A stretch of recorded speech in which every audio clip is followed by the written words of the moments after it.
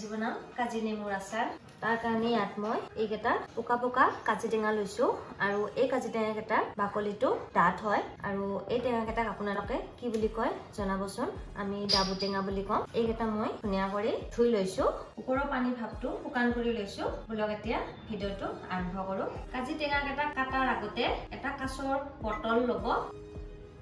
আৰু এতিয়া এই শুকান কাঁচৰ বটলটো গটেকেটা টেঙা কাটি ৰাখি দিম আগৰ আৰু পিছৰ অংশ এই দুই ঠাইখিনি কাটি পেলাই দিম আৰু এনেকৈ কাটি লম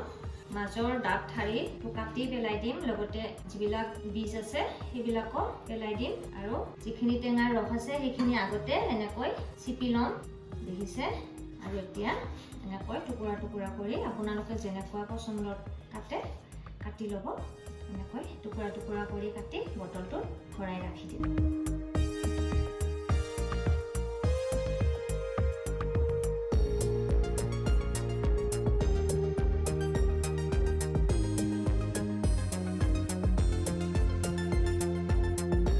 গোটেইখিনি টেঙা এনেকৈ ৰসখিনি চিপি লম আৰু এনেকৈ সৰু সৰু টুকুৰা কৰি কাটি গোটেই বটলটো ভৰ্তি কৰি লম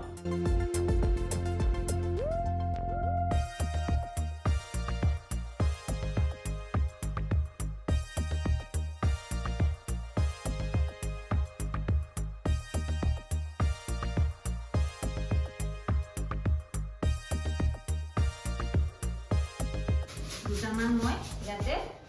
মিঠি গুটিৰ দানা দি দিম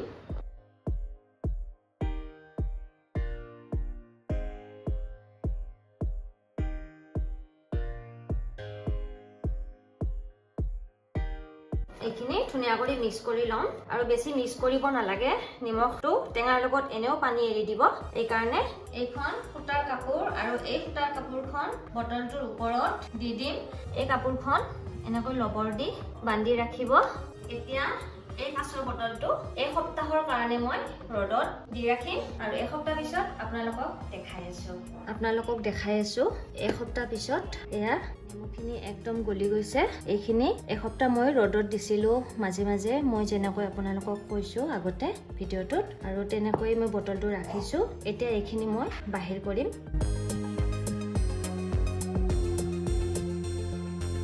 দেখিছে নেমুখিনি একদম ধুনীয়া সিজি গৈছে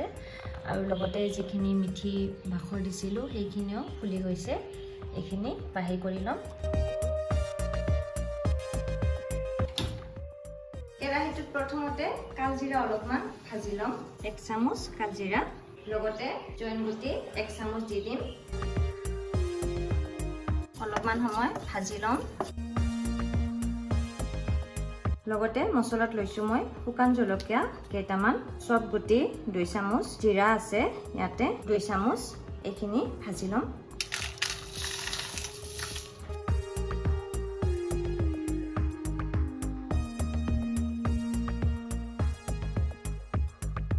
মছলাখিনি ঠাণ্ডা হৈ গৈছে এতিয়া এইখিনি একদম মিহি নকৰো অলপমান দৰদৰা কৰি গুড়া কৰি ল'ম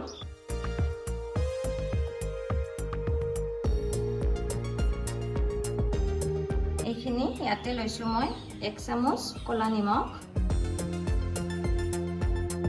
লগতে হালধি লৈছো মই 1 চামুচ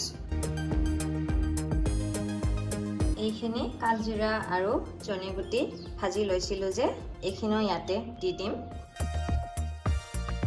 গুড়া কৰি লোৱা মছলা অনুমান জোখত দি দিছো লগতে কালাৰৰ কাৰণে শুকান জলকীয়াৰ গুড়া 1 চামুচ দি দিম গোটেইখিনি ধুনীয়া কৰি মিক্স কৰি ল'ম এইখিনি আচাৰত তেল ব্যৱহাৰ নকৰো জিৰো অইল পিকল হয় এনেকৈ আপোনালোকে বনাব পাৰিব খুবেই টেষ্টি লাগে গোটেইখিনি ভাল কৰি মিক্স কৰি লৈছো আৰু নিমখটো আগতে দিছিলো কাৰণে মই নিমখ দিয়া নাই নিমখ দৰকাৰ হলে অলপমান দি দিব পাৰে এতিয়ায়ে আৰু এইখিনি এতিয়া কাঁচৰ বয়াম এটা ভৰাই ৰাখি থৈ দিম